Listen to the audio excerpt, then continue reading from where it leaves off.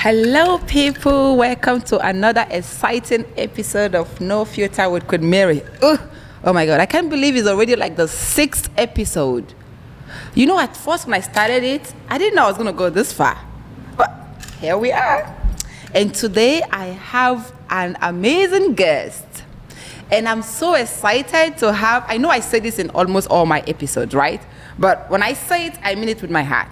Because this guest I'm talking about, Alex, he's an amazing person. Like, I literally had a chat with him. I'm like, you know, after talking to him, I'm like, you have to be here. People need to know about you. We gotta know your story. So, Alex, welcome today to No Filter with Queen Mary Teams. Thank you, Mary. It's an honor. I hope I live up to those kind words. You listen. The fact that you're already here, you're already living up to it. Yeah, and you're already at episode 6 is a lot further than most people get. Thank you. You know, someone told me that at your party, the one you did the last time that I came, someone was like, you know, there was this guy that was a podcaster. Yeah. The girlfriend told me this is what he does. I'm like, no, I need to pick his brain. You should tell me one or two things about doing podcasts because I just started. And he's like, how many episodes have you shot? And I'm like, 4. He's like, you've made it. yeah. It's like when people start a business. Most of them go nowhere. Yeah. Very quickly. Yeah. But then once you push through the first bit, then you're off. So. Well, listen, Alex, I really appreciate you saying that, and I really appreciate you squeezing time out of your busy schedule to be here today. And it's such an honor to have you here because I know the ladies watching this would probably want to know what Alex does. Who is Alex as a person? Tell us a little bit about yourself, Alex. So I was born in England. I grew up in the north of England, which is why my accent is a bit unusual. A lot of people think I'm maybe Australian or something else, but I'm from the north of England. Game of Thrones, if you know that. That's what popularized my accent, luckily. So I studied computer science, I worked in technology, and then I had a business which was doing web design. Amazing. Which I ran for 10 years, over 10 years. And we did a lot of brands. We did a lot of, we did Hasbro. We did some of the Kardashian brands. We did Veronica Beard, all this type of stuff. We built their websites, Bulletproof Coffee, all sorts. Wow. I sold that business. Wow, you did. Yeah. So now I'm kind of, to use a very Miami phrase, between things. In between things. I'm doing some experimentation with AI mainly because that's my background. It's computer science. Yeah. But the rest of the time, I play tennis and doom scroll, basically. So that is pretty amazing. You know, I never knew a lot of those things you just said, and I think that's the beauty of it. Because most times when I invite my guests here, I'm like, oh shit, I didn't even know that about you. You know me in my kind of laid back, like between things, like spiritual, like trying to understand what life's all about era. Oh, you're spiritual. Trying. Nice. But like the previous me was all Zoom calls and working all the time and all that. So good riddance to that life. Did you miss it at all? I think when you sell a business, or a lot of guys get this in retirement, you become what's called a previously important person, PIP. So you're used to people want you on the phone at 8 a.m. to talk about stuff when you have a business or you're in business. And you complain about it, I'm so busy, you moan. But when that stops, you realize, actually, I got a lot of meaning from that. A lot of sense of self from, hey, we trust you, we need you. So when you don't, we both have dogs, right? So when your only thing in the morning is the dog, like, come on, what are we doing? You miss actually being in the real world and all that. So I had all that, but you replace that with a sense of community or new responsibilities or whatever. But I do miss the old world, and I miss the pre-COVID. I had offices in London and New York mainly before COVID. Wow. And we were always a very social team, very fun team, and I miss that world a little bit. But how has it been like transitioning into this new Alex, the Alex that I know? And because I see you really carried it very well, because I've hanged around with you, around you like a couple of times.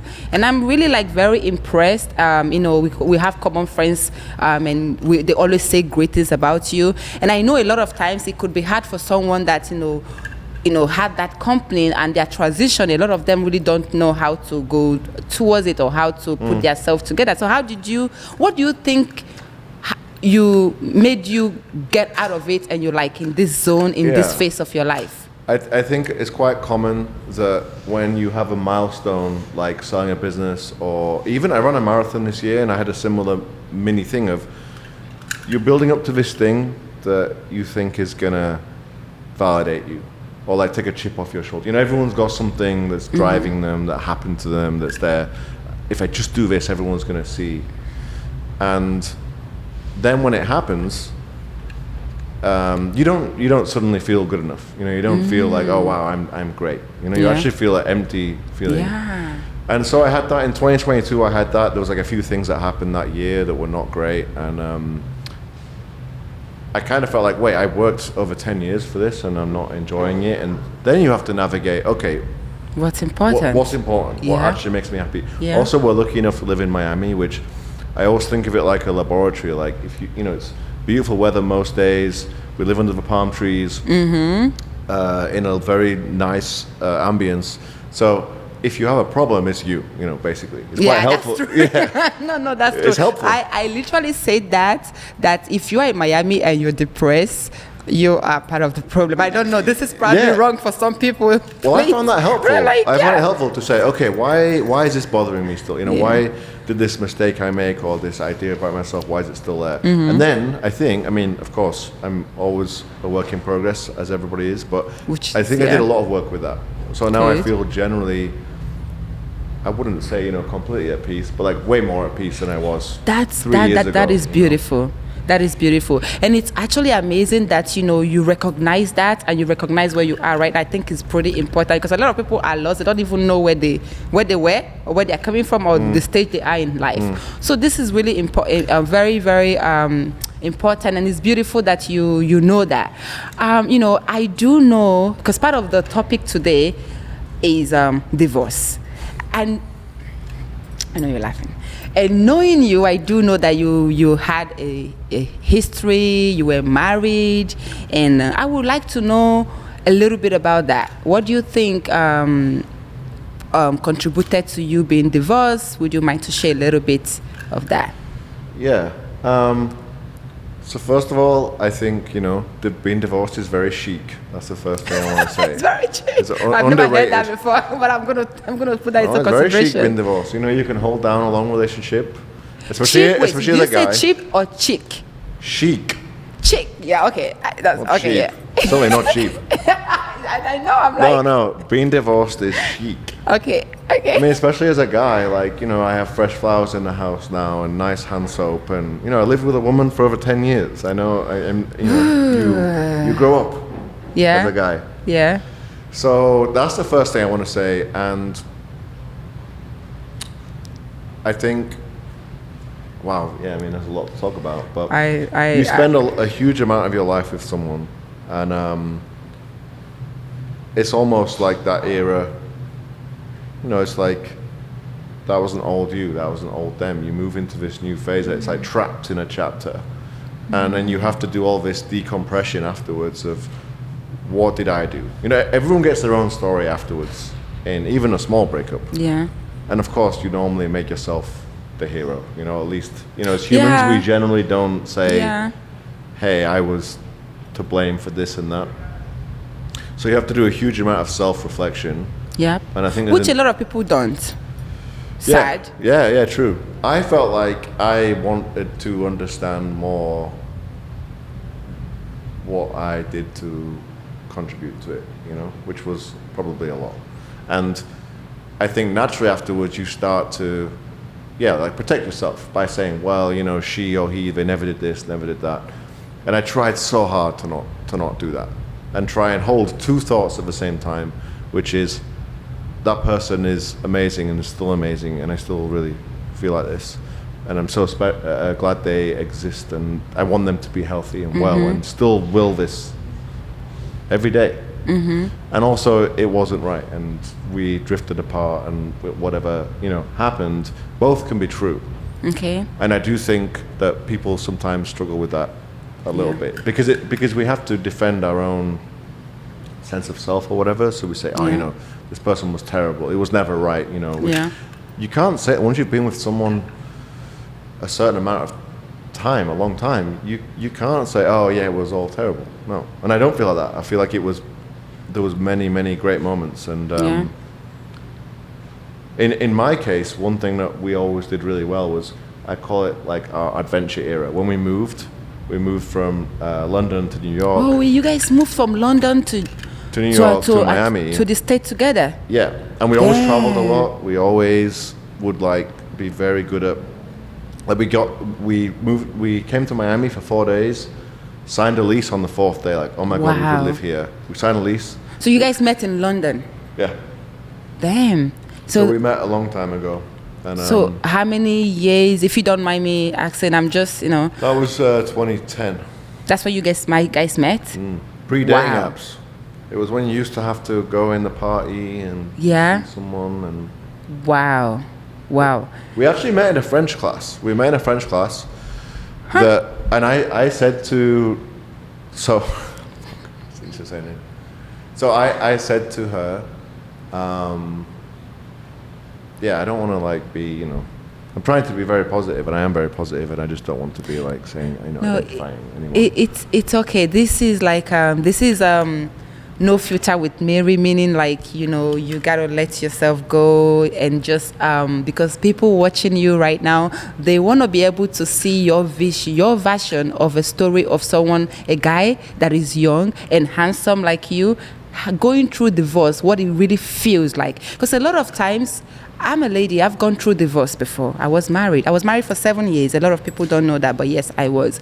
And a lot of time, people get to know the story of us being ladies, right? And mostly in America, nobody talk about what the guys go through, financially, emotionally, and the whole heartbreak that comes with that. People always lean on the side of the ladies. And I get it because I'm a lady. But at the same time, I've been thinking, because I've talked to a couple of my friends. I had a chat with you. And I've talked to my other friend that was divorced. And every time I talk to each guy, they are struggling. They are in pain in one way or the other. And I'm like, people don't see this, right? And I'm like, people need to understand that it's not just the women that go through emotional pain and emotional stress when it comes to divorce. It actually affects the guys emotionally. And I know it's so hard for guys to actually like open up for things like that because, of course, a guy is like, you have to be tough, right? But I'm looking at this world that it should be a world that everybody's allowed to be vulnerable. I'm a very tough person in general, but I'm a very vulnerable person at the same time because I feel like it's okay.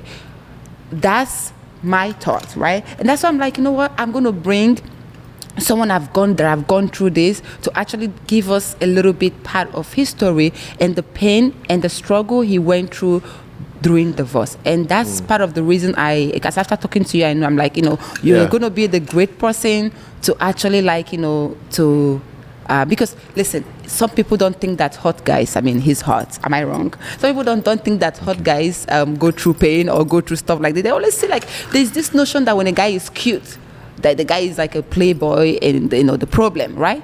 And knowing you and talking to you, I have seen firsthand that there is more to you than just the look. So I want you to like, kind of like tell us a little bit of your the emotional journey.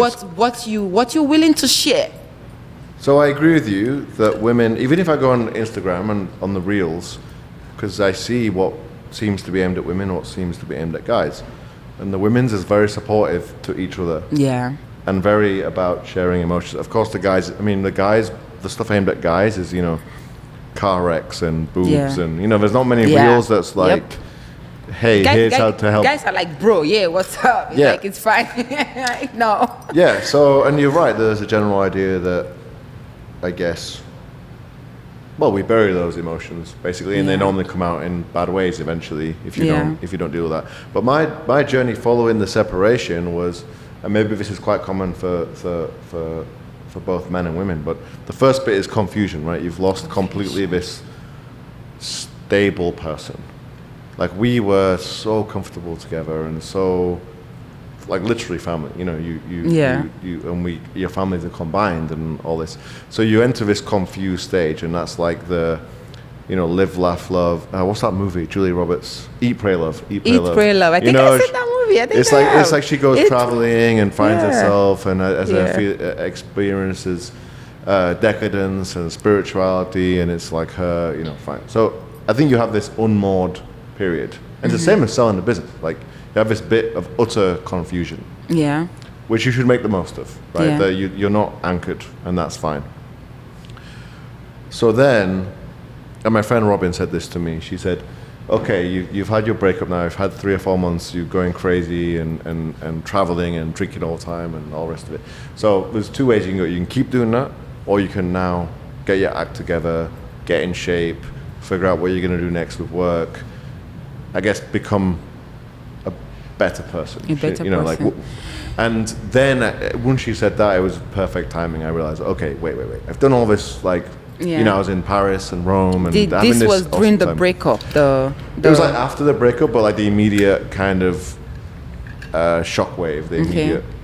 Did you think, looking back right now, did you think you saw the signs before the breakup and missed it? Like, Yeah. I think she did again, probably pretty gendered, but she did a much better job of communicating. communication. Things might not be right. And I think as a guy, you're like, just trying to smooth it over as quickly as possible. Like, let's try and get back to like normal programming as quickly as possible, rather than what is she actually saying? What is it actual? And what am I not getting? I think I didn't realize what I was missing for a long time. because you guys have been together for a long time, that this is all you become you family. know. Yeah, Like, you become one. like, yeah, literally family. So you're so comfortable being with that person, and you're tied together in terms of like logistics of traveling together, same family, physically you know each other, financially you're tied together, you live in the same place. Unwinding that takes a long time, and it's painful. But I always remember my dad saying, when my parents got divorced, but I had a very good upbringing. Like, I don't have any trauma or anything like this. Like, I had a very good upbringing, and I really appreciate both my parents, and they taught me how to be stable and loving and respectful and all these things. But I remember my dad saying, if more than 50% is becoming painful and bad, then it's not worth it. Yeah, that's true. I do agree with that. And it's very easy to have inertia in a relationship of any length, but especially the longer it gets, you build up an inertia. And I would say that for both of us, I'm kind of proud in a way that we had the bravery to say we should probably go beyond this and end it and see what's next. And I don't, I mean, we're still in touch, so we still talk, fairly frequently. And I don't know, because we don't talk emotionally anymore. Yeah. But we talk more logistics, like, hey, because we have a shared dog. I Classic see. millennial. I was going to ask you that about the dog. So, was it hard parenting? Having to fight through custody of the dog. Well, we did it. She, and I'm going to tell her story a little bit because I do think it's inspiring, actually. Okay. That she's quite a well-known psychologist. She does a lot of she's like a public figure, I guess. And she found this group of women that were her age, that were surfing in Lombok, that they became her family as well. Like this support network. And I think this is interesting in a world where you don't have to be a nuclear family anymore. There's all sorts of different ways of doing things. She found this group of women that supported her and made her feel happy. So she would spend 3 or 4 months a year surfing with them in Indonesia, which she did invite me, but I was kind of at a different stage. I saw my business. I was kind of tired. And you guys were divorced then or together? No, we were together. So she would travel a lot. So you think that was, sorry, I'm just like, do you think that kind of like drove a wedge in the relationship that led to the divorce? Yeah. I think it made us, we didn't feel like this during it. It felt like it worked well because we were so safe together that it was like, okay, you go do your thing, I'll do my thing, and we'll come back together and we'll be reunited and we'll do family, friends, be comfortable together. But we both wanted to experience this excitement. Yeah. And we were doing it separately. I don't think you can do that. Yeah, so it was the after effect. After you guys think that was okay, and eventually it wasn't, because you see yourself, you drive, you guys are going apart.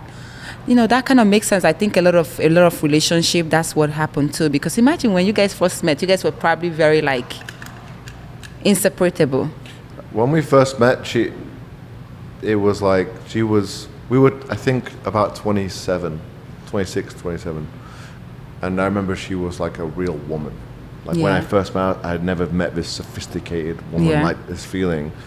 And you go on this journey with this person. Like I have another thought actually about dating, which is, now everybody's trying always to optimize, find the perfect person. It's like they're going shopping for a computer or a bag or whatever. It's like they have have this perfect list. It's like going to Shein, shopping in Shein, because it's so cheap. It's like so you put like so he much. has to be this, that, the usual list, right? Rich, tall, all this stuff. And I think that if you think back to before dating apps or before you lived in a big city and you lived in a town, you had a small pool of people. Mm-hmm. In fact, I remember my grandparents telling me that when the bicycle was invented for their parents, that changed dating. Because you could leave your town, a village, and you could ride your bike 15 miles, a bigger dating pool, right?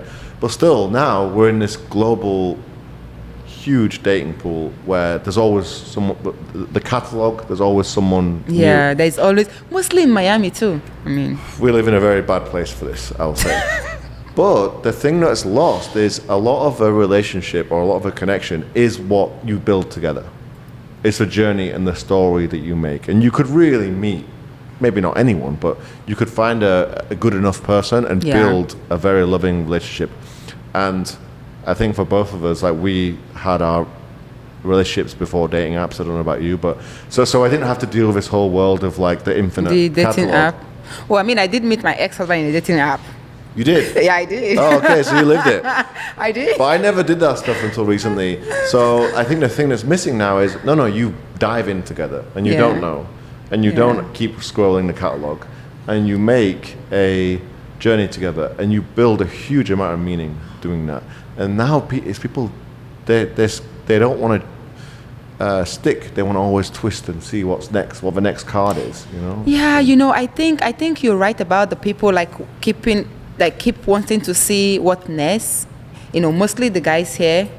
But the girls too, I think it takes both. That's funny, that's your reaction. My feeling would be the other way. No, it takes both. No, because the guys encourage it.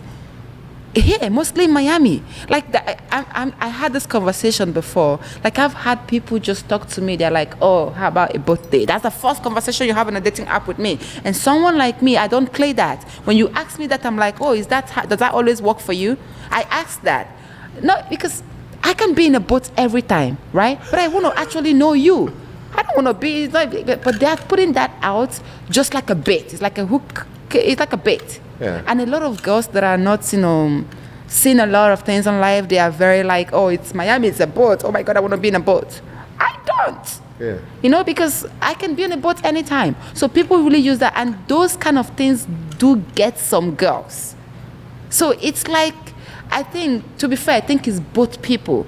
But I think the guys that feel like they have it and they don't really want to waste their time chasing somebody because they don't want to put effort, work. The thing they do is to flash the flashy stuff, and it always get them. So they keep swiping. But I think, I think for a lot of guys, the dating apps are hard work. There's all these stats for like how many swipes to lead to a date, to lead to what is very high, except for the top, 5-10% of guys, which all the women, even if you just use height. Alex, I will probably debate you this all day, but you know what? just because this particular topic is divorce, I'm going to let you go. Okay, so you matched. You matched. You found the one. I'm going to let you found go the number one hook, pookie. And we have to do a rematch on that later because that's rematch. a whole lot. Okay, we rematch on dating apps. Because I can go on that. Are men or women worse on dating apps? I can go on that all day. So back to when she went to Indonesia, you think that was like, you were actually talking about her being a therapist. She found a place where she was happy and living her best life. She was finding contentment. Was she the one that asked you for divorce? Who asked her, if you don't mind? This is where, I'm worried about my own recollection, like you start to not trust your own your own memories judgment. of it.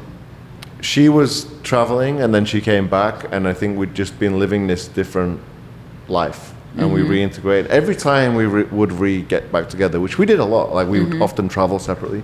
So when we got back together, you always circle each other a little bit like animals. Like, wait, who's this person now? I have to spend you guys time had, with, like, and argue a yeah, little bit, and I yeah. have to be under there. I have to think about them, and Yeah.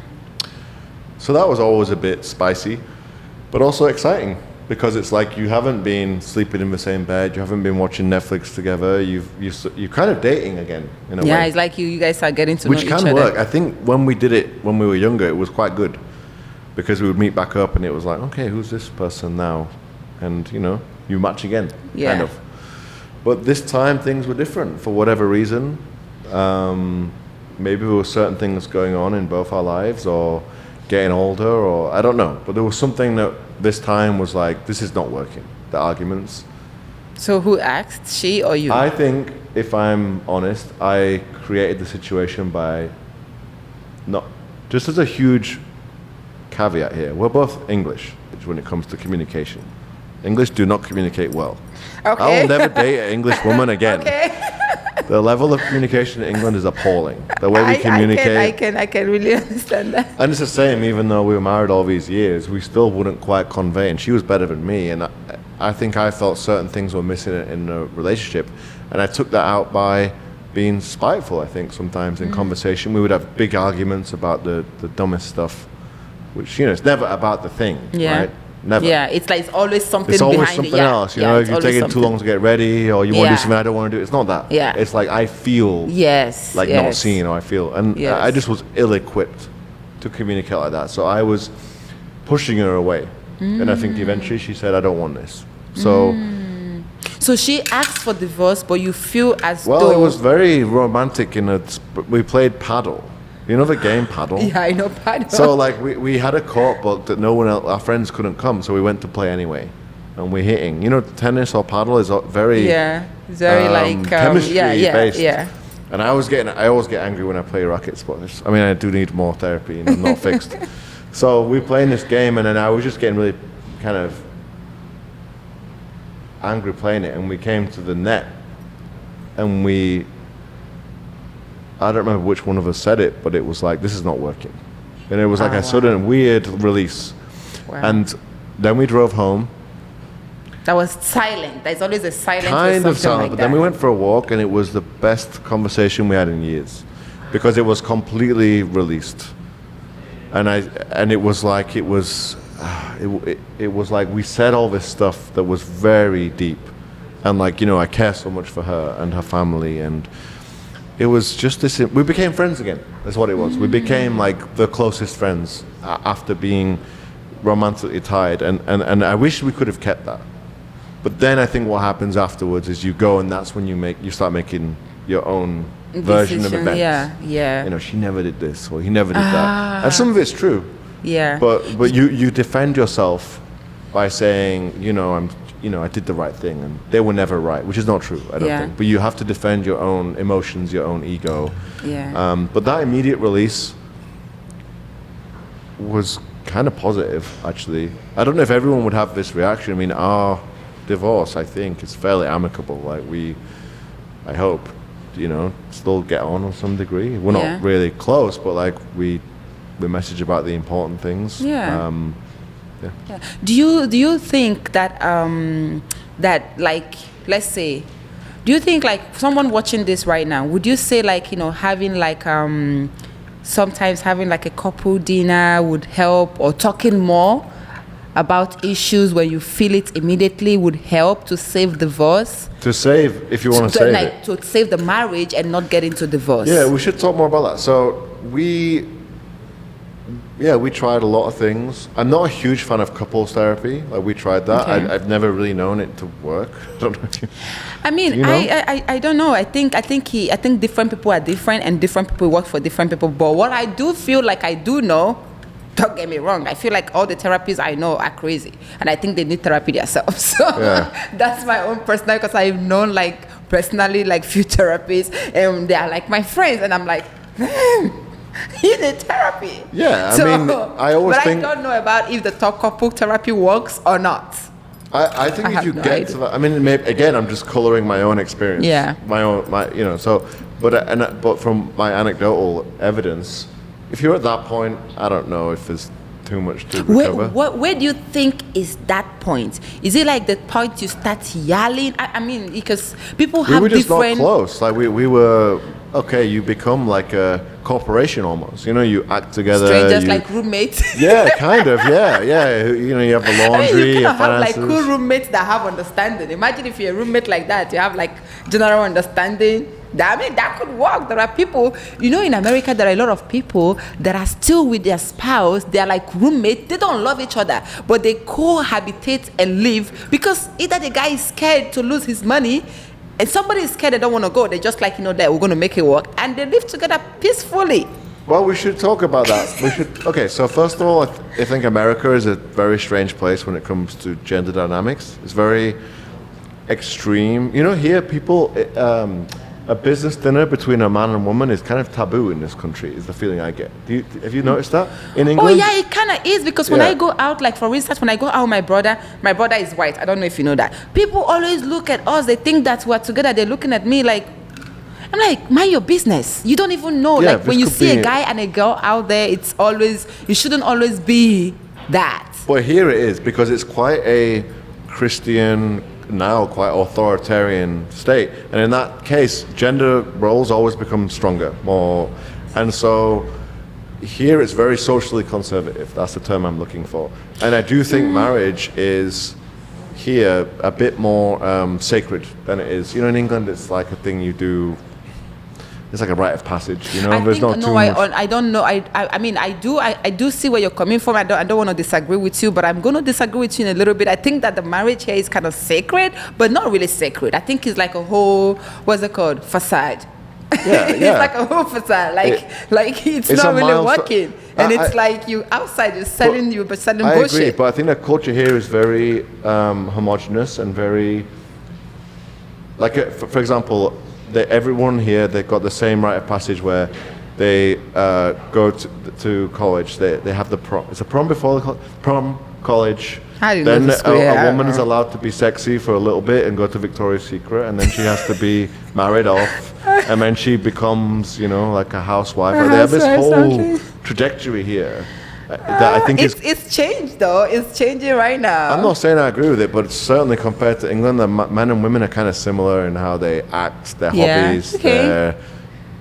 Here it feels a bit more traditional to me, Yeah. and therefore divorce is more taboo. And people will stick together because they don't want to lose face. I They guess don't that's your wanna- point. It's like losing face. You're Yeah. right. Because I really feel like a lot of people really lose face. Like they stay in the house like they are roommates. There's nothing happening. They're not even happy. I think it's losing face, and I think the other part of it is that somebody is trying to hide money. They don't want to. they don't want to go through We should that. talk about that. So my situation, without sharing too much, was we had a prenup because we. Oh, okay. Had, but Did you I- make her sign, or did she make you sign? What's well, the prenup? I had a business that was like, some of it was like, when the business was quite valuable by then.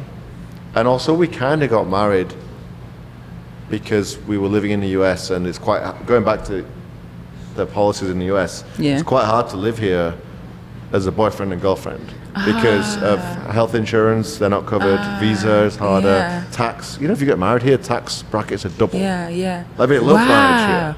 So that was a lot of our decision, was like, we'd already been together 7 years by then. So that was we're like what motivated we're like, why it? not? It wasn't like, oh, get me a ring and do all this big ceremony. It was more like, hey, let's just do this. It makes our life easier. Right? Do you think that maybe you guys were not fully ready, and you just knew you were good together and saw this opportunity and just took it? You think you rushed Yeah, into it? maybe, Like yeah. thinking about it right now. Yeah, probably, yeah. Yeah, neither of us were. Because I've seen people that really go through the same thing. Like they just, maybe there's a situation at hand, or a lot of people come, you know, they're in the country, they want to get a visa or just stay here, right? They just get married. And they probably love each other. But because like the thought process of it is like you're thinking that, and you're just like, you know what, let's just get it done, right? And you see yourself like in a few years, you're like, So do you think that played a part? Kind of, but I think if we'd had kids, or if we'd been forced to spend all our time together, I think it would have sped up the inevitable. Which could either way, by the way. I don't mean like I think it would have forced us together or apart. But because we had this pressure valve of like, okay, you travel for a bit, I'm going to travel for a bit. You guys you love had the this freedom. Yeah, you let off the steam. Yeah. But maybe that stopped what was inevitable. Yeah. But maybe in an alternate universe where you have kids and whatever, and people always say it's a lot of work, and maybe you just push through it. But what I was going to say about, people always seem to, guys especially, I guess, are worried or complaining about the cost. Now I think, so I was protected a little bit by it, but we split the house, which was quite a nice house. So okay. like we'd split the equity in that. I don't mind that. Like she supported me for so long, was such a big part of my life. That is beautiful. She used to joke that it would be. She was like, "I'm not leaving this relationship with nothing." She used to make this joke, right? But like, it was true, actually. Yeah. That like, she was behind me, supporting me so much, and I don't have any ill will about that. In fact, I'm proud. Okay. That like, I hope that she, with that money, can build her own life and be happy.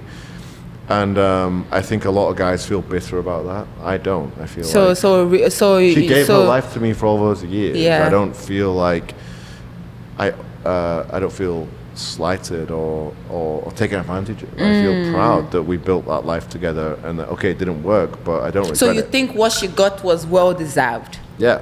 Which is good. I mean, it's kind of good to actually hear you say that, because a lot of times when I talk to people that got a divorce, mostly the guys, when they're talking about their divorce story, it's like very like brutal, and it's always like, oh, she took everything.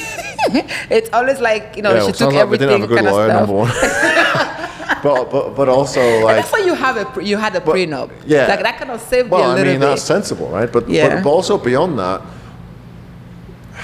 But wait, sorry. Do you think when somebody like that kind of have it together, getting married, would you advise them to not get a prenup? Just if you love the person, trust the person. I think it depends on kids. So if you're having kids. Let's say imagine you don't even know you're gonna get kids, you're gonna have kids, and you're marrying somebody, and you think the standard should be a prenup. I don't know. I'm torn on that question because, in theory, the whole idea of marriage is like, okay, we're all in now. Like a lot of our parents' generation find it weird we still have separate bank accounts. Yeah. Like I've talked to friends' parents before, and they're like, well, I can't believe when you get married you still have separate things. But we're in a more individualistic age. Yeah. It's funny because like for my background, my dad, our culture, it's like kind of like similar. The man is supposed to take care of you. They should have a synergy working. But me growing up, I did not experience that. Not because he didn't want to take care of us, but because he didn't even try to. So we all kind of like fed for ourselves. But I kind of like I still do. It depends on the culture. Yes. I think. Yeah. But this is a little bit different from, it's still related to the divorce, but it's a little bit off topic, but I want to go there. The reason I want to go there is because sometimes when I talk to people, or when I tell people that I got divorced, that I was divorced, which my ex-husband asked me for divorce. He did. But well, I would say it's very chic. When I tell people that I had a divorce, they always ask me, what was the problem? You think it was the sex? Well, they just ask you that. No, I swear, people have asked me that. So I'm curious, and listen, you need to see my face when they ask me that question, me going to answer it, my explanation. Yeah, well, Esther Perel asking you that? Yeah. The explanation. So asking you from a guy's perspective, do you think that you guys kind of lacked in that part when you guys started drifting apart? I mean, listen, this is No Filter with Queen Mary. All right, yeah, we are face. talking about everything. Blur my voice. I crit my voice. Okay, so intimacy. I mean, yeah, that is a huge part of a romantic relationship, and definitely.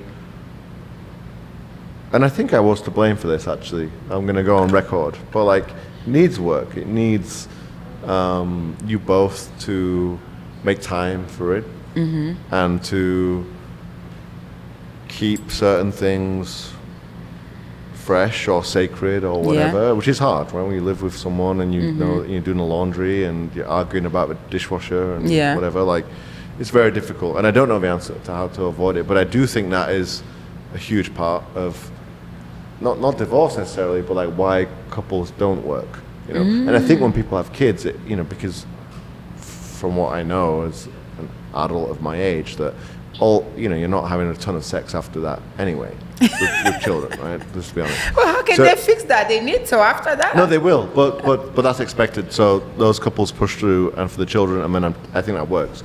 So the child is a bonding thing for the adults, that they sacrifice themselves for the children for 5 years or 7 years, and then they can begin to reunite as a romantic couple once the children are older.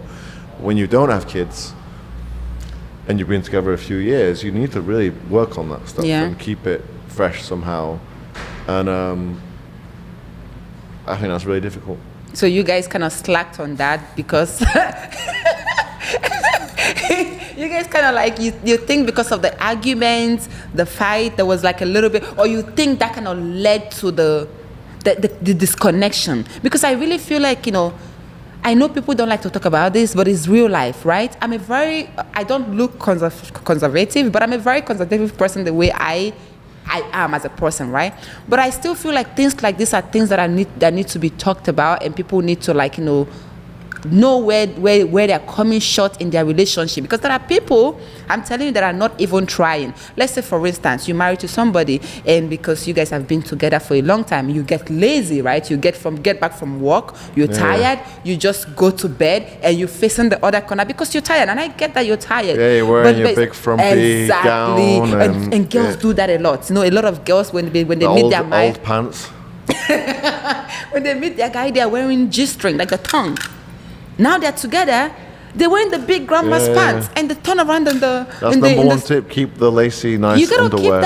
You gotta keep that on. I feel like a lot of people guys, you know what I'm talking about. I know he's not trying to say much on record, but I'm English. You know what I'm talking about. I know you know. I know you guys are human beings. Like, when you start up relationship like that, I feel like it's important. A lot of people stop going through that angle and stop watering it. It's like pouring a water on the plants, right? You gotta water it. And when you stop doing that, imagine when you first met your ex, how amazing it felt, how beautiful it was. You wouldn't have sex every time, right? Not all of a sudden. Yeah, you become addicted to that person. 2 months, 1 month, some people 2 weeks, nothing. You know that's like is a separation. There's a gap there. So do you think that you guys had that was like, it became a little bit of a gap? Because it's, believe it or not, at the end of the day, sex kind of connects couples. It's like a big thing in a relationship. Yeah. My friend Barry, we were talking about what's the definition of a girlfriend, when you have a girlfriend, and she said it's when they stay over and you don't have sex. You know, that's like when you're at the point. It's like, okay, we're now comfortable. You know, we are now together. But yeah, obviously in the early stage was this libidinal urge, excitement that is so built into us evolutionarily. And yeah, a phase of time, because that person's so familiar, and you have day-to-day life bullshit to argue about and deal with. So it's finding the space from that. Yeah. Finding a way of, I guess couples do like date night and stuff. Yeah, some nights you're going to be in bed both with the book in the frumpy clothes. Yeah. That's also fine. No, that's good. Yeah. And that is a type of intimacy, actually. But then you need to make time for the other, get dressed up, put a nice underwear on, you know, all that stuff. And yeah, but that can happen even just in a boyfriend-girlfriend. Honestly, I feel like, you know, I don't listen to my own advice sometimes when it comes to this, because I always tell when they go, I mean, so when I see my friends that are in a relationship and their spouse loves them and really take care of them and they love each other, I'm very, very encouraging, and I love, and I think it's beautiful. But when a friend that I see that the boyfriend is messing up and she always tells me shit about the guy, and I can see that the guy is not really acting towards that, I'll always be like, oh, listen, well, you're still single until you're married. Because that's the two different paths. Very true. It's a two different parts, right? So people need to like kind of like understand which part their current boyfriend or their current girlfriend is, and always recognize whatever you're doing, what it is. Because when you don't recognize that, you get lost. I guess that's why when it comes to like the question you asked me, that I'm like, I was gonna be like, you're not married until you're single until you're married, but I'm like, no. It depends on the guy and the kind of relationship you have, and knowing that it's heading somewhere. So that can vary. Yeah. That can vary. Yeah. So living, like, how did you have to deal with the fact that you guys have a dog? Do you guys have like a No, I am a dog parent, right? And good thing I did not have a dog with my ex-boyfriend, because that would have been bad. I don't know how I'm going to deal with that. I had one with my ex-husband. It didn't end well because after the divorce, mind you, when I was getting the dog, he didn't want the dog. He was like, no dogs. Dogs are weight around your neck. He was like, no dogs. After the divorce, it's like, oh, I'm so used to the dog, please. Being a good Mary, I guess, I left the dog for him. Guess what happened? 1 year later, the dog passed. Because he did not, I'm telling you, when I had that news. He killed the dog? I don't want to laugh. You said he killed the dog. This is not funny. When I had that news, I couldn't. I was crying. I was on the street. I just moved to Miami. The dog was already like 4, 5 years. Yes. We should be getting the police involved in this investigation. No, he was a good guy, but he's just like I don't know. But it was sad when I heard that, and it was neglect. Here's what I think about a dog. Okay. A dog becomes a metaphor for. So in my case, and I know this is not true. So my ex, I don't think this is real. But what I started to feel about the dog was, how could she leave the dog? How could she leave this dog? And she asked for pictures of the dog all the time. But the story I started to tell myself is, this dog I have to keep alive, and it's inconvenient. I love my dog, but I can't travel like I would. I always have to be thinking about this. And I realized I was projecting how I felt about her to me onto the dog. So I was like, how could she leave this poor dog? And now I have to look after the dog. And when the dog looks at me, I feel like this emotional stirring. But I realized this is about me. Yeah. So a dog's interesting as a metaphor.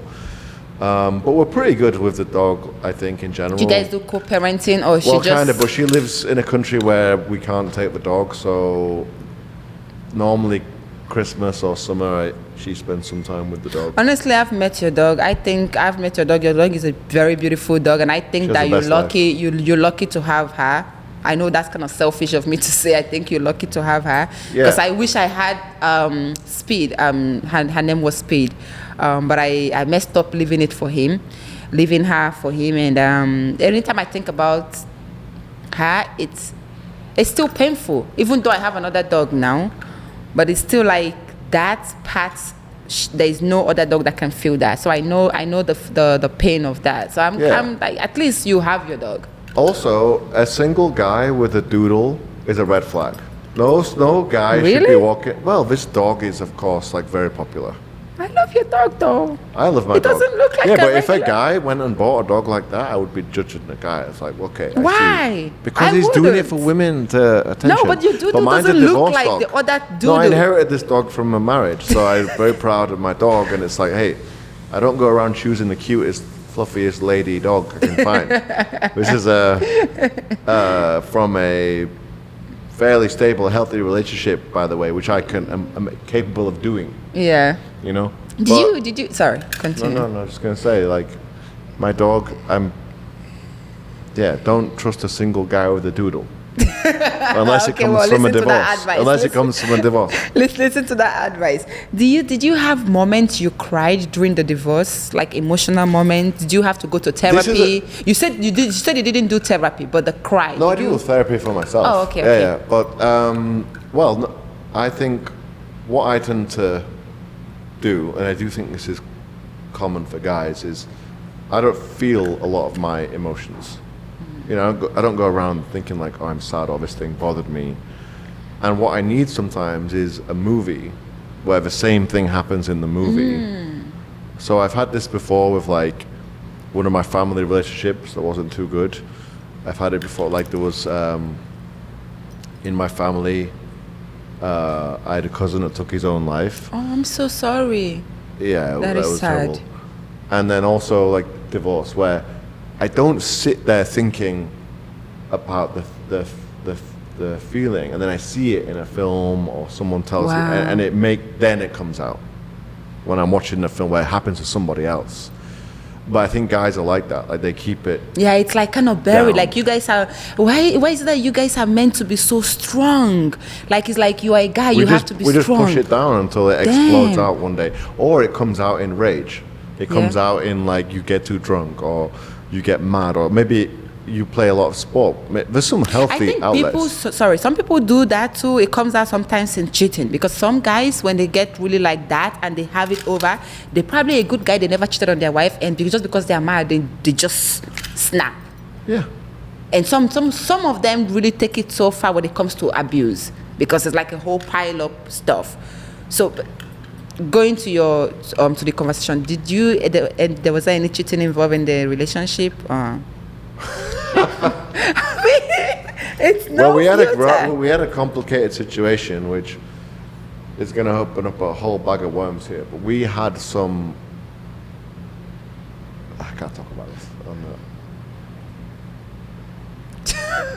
You know, there's that awkward silence that I'm like, Yeah, you're I gonna want have to to know pay for. because you're now gonna have that to, you have to now hit that the I brought it paywall. up, I think they want to know too. It was only for And I'm premium like, subscribers. oops. Premium subscribers This only. is like for premium subscribers. I'm like, ooh. So you're not gonna give us the tea? Ah. Okay. All I'll say make it in a very, We experimented with some open stuff, which we never really shared too much. That's why I don't want to say too much. But that doesn't And work. it didn't Doesn't work. No. That's my big. Again, Did couples someone therapy, get no. jealousy? Nope. Jealous out of the situation? No, when we were younger, we used to talk about it a little bit, which was fun. We'd be like, So- oh, tell me about a funny thing. But when we got a bit older, maybe when the emotional damage was done, it was like, I don't You were wanna like, know. you're gonna Like, try yeah. and it didn't work out. I don't know if I could do that. But my point with that though is, yeah, I mean, I wouldn't do it again. I would not do it again. I'd be jealous. Damn.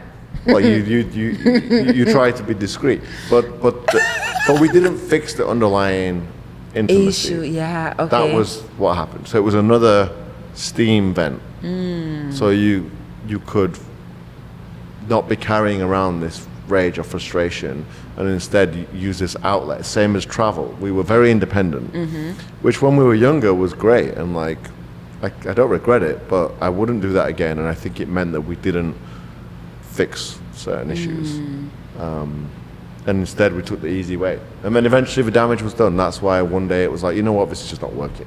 Yeah, I'll tell you this. Like, I remember one time traveling. I think I said this in one of the episodes, but I'm gonna say it. It's so funny. I traveled to Nigeria to visit my family, and I came back. My car that was in my name, my ex-husband took it off from my name because he was so pissed that I traveled back home. And he had the chance to travel with me, and he called me every time. Our time difference is crazy, right?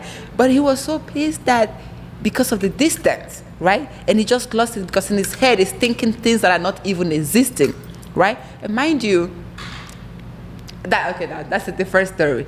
And I think people project themselves to other people when they're in a 100%. relationship. When Yeah. your spouse start thinking sometimes that you're cheating, not all the time, but 95% of the time they are cheating. That's why they're thinking that. Because I had the thing happen to me. Like when he was speeding out, like changing my name from the car. I was in Nigeria with my family. I wasn't doing anything. I came back and I realized that my name is not in my car anymore. I was like, what's going on? I didn't even find her. But eventually, it turns out that he was the one that was he was projecting himself. And it took a long time, but that's going to be a whole another podcast episode. But cheating is just the most extreme version of loss of trust and communication. That I mean, obviously the act itself is extremely hurtful, but it's more like to even get to. I don't ever want to be in a relationship again where I can't tell the person everything. Yeah. Basically. Yeah. Or maybe the odd white lie. Maybe oh yeah, it didn't sleep with her. No. But I mean, like in general, I would want to be 100% open with them, and hope that builds up, where something might not be good news, like, okay, oh yeah, that is my ex-girlfriend or whatever. Yeah. But to be like, but I'm with you, rather than not saying anything. Like I want to be in a relationship where nothing is hidden. Yeah. In reality, I there's think always it's a beautiful but- thing. I think it's a beautiful thing if people can achieve that. And honestly, I feel like when it comes to relationship, I think people should be open. I think you're right. I think that, it's always good to talk about something than not talking about it, because when they find out, it's going to still go the other way. So you might as well say it. And I always say this: if I don't want to tell you something, I would not tell you. I wouldn't lie about it. You ask me the question, I feel like lie is one of the things that I really cannot stand. I wouldn't tell you, I wouldn't talk about Agreed. it, and that's it. Well, I've been thinking a lot about. So I've been dating, obviously, right? And one thing, like you talked about earlier with sex, but it applies to everything, is in the first few weeks, this person is an illusion, a fantasy that you create. You know a bit, but you color the rest in, right? Like you make the perfect person, and that's why people get so obsessed, excited, and it's a great feeling, or can be a great feeling. Then you get love, where you're like, oh wow, I really see who this person is, the problems, and the histories of them, and their entirety of themselves. And so this type of communication, where you share everything, is just the embodiment of that love. Yeah. That you're able to know, like, and spend time with someone in an unglamorous situation or a difficult situation, or hear bad news or go through difficult things and still have this bond. That's love. And that's very different to the first part where, you're dying to see them. And it's a different type of thing. And and it takes a journey to get over that and arrive in a more profound. To the final destination, I guess. Yeah, and in that final destination, you should be as open as. That's why people always say, "Oh, I married my best friend." It's corny, but I think what they mean is, I'd share anything with this person. Yeah. That's what you want to be aiming for. Yeah. And well, you have to be truthful too to be marrying your best friend, because if someone that is not truthful, even if they are marrying their best friend, they're still gonna lie. Yeah. Because they're lying. Yeah. That's. But people don't put that on their. When you ask people what they're seeking, it's like, I want, a tall guy with a boat or whatever, right? but not like, I want to feel this way. Yeah. Or I want someone I can share everything with. I don't see that when I'm on Hinge or Raya. Yeah. I see, like, looking for gentleman provider. Well, I'm telling you, this whole dating thing is going to be a different episode. Yeah, we need a longer one on that. It's going to be a different episode. I was going to say another thing just about love languages, which I think is a helpful framework that I didn't, towards the end, I don't know how, someone recommended that I read that book, about the 5 love languages. And I think it's a really helpful framework to see people. Like, one of our problems was how we conveyed our love was different. So I like physical affection, like someone like touching my shoulder. Like when I was growing up, my dad would always like walk past and touch like that.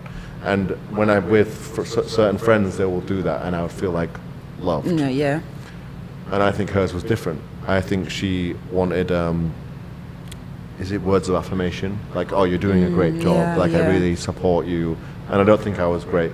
Well, I know I wasn't. She told me as much. So it was so frustrating, because it's like, no, I do want to show up in that way, but I didn't realize you experience or receive differently to how I'm giving. And just knowing that is a really key thing. That's the thing. I feel like people need to understand that their love language, like when you are with somebody, you need to love them the way they want to be loved. Exactly. Because that's a lot of big mistake that people make, right?